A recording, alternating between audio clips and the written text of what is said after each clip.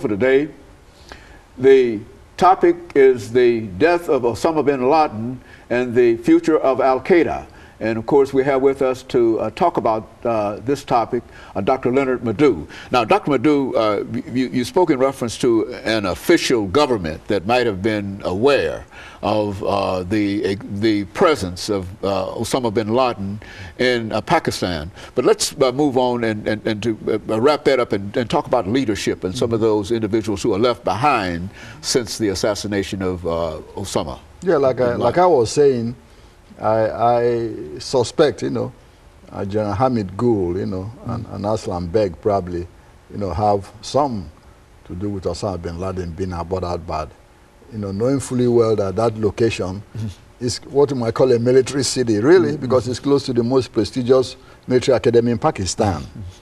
So they must have known something happening and well felt that it might be safe for them to, locate in that particular city, knowing that, well, Americans or nobody can come over here because it's just close to a whole lot of military installations. It will be the last place anybody would suspect. Especially when they're looking for him in the mountains. That's correct. that he would be in. That was why probably he didn't have any security in the house and all that. Felt it was safe. Completely. It was literally a safe house. Exactly. It was literally a safe house, so no security and nothing, he was well protected. He felt that way and nobody. So, but eventually, this happened. Now the question is, who is going to succeed, Osama bin Laden? At the moment, there are three important personalities. And of course, number one is Ayman al-Zawahiri.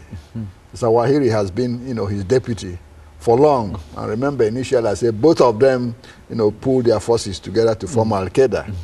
Zawahiri, has been the leader of the Egyptian, Islamic Jihad, for long.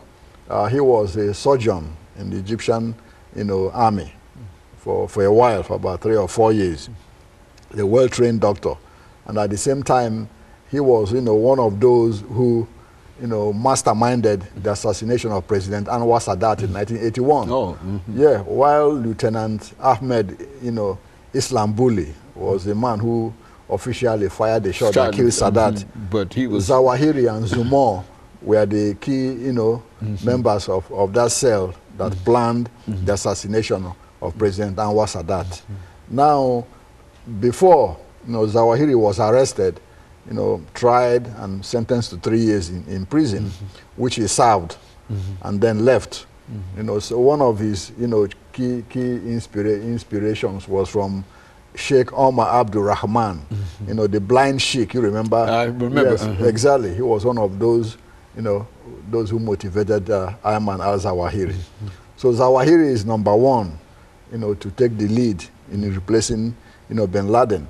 But from what we've heard and read, he is not too popular with, the rank and file of the Al-Qaeda operatives because A, he's from Egypt, and they say, well, he's very abrasive and all that.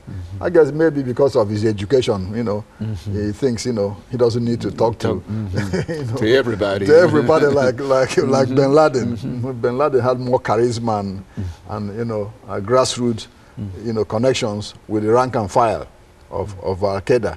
But in my own opinion, Zawahiri will likely emerge as the leader. He is more experienced, more chiseled, and he's a veteran of this kind of warfare, having been around for a while. He's about 59 years old now.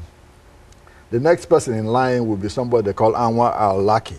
Yeah, Al-Awlaki was born in the United States here, in Las Cruces, New Mexico.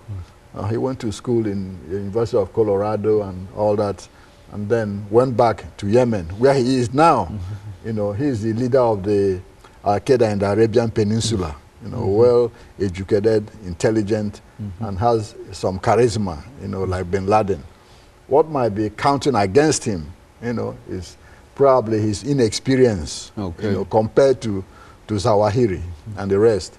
But what will be working in his favor is that those from Yemen and Saudi Arabia think whomever should be the leader of Al-Qaeda should come from that area, given the fact that they believe that's the center of Islam, Saudi Arabia, Yemen, and all that. So that might be working in his favor. But in terms of experience and what you call gravitas. You know, Zawahiri, you know, comes as the leading contender. Now, the third contender is the guy who is currently what you call the caretaker of Alqada. Okay. Saif al-Adel. Adel was, you know, a former special forces officer in the Egyptian army. He organized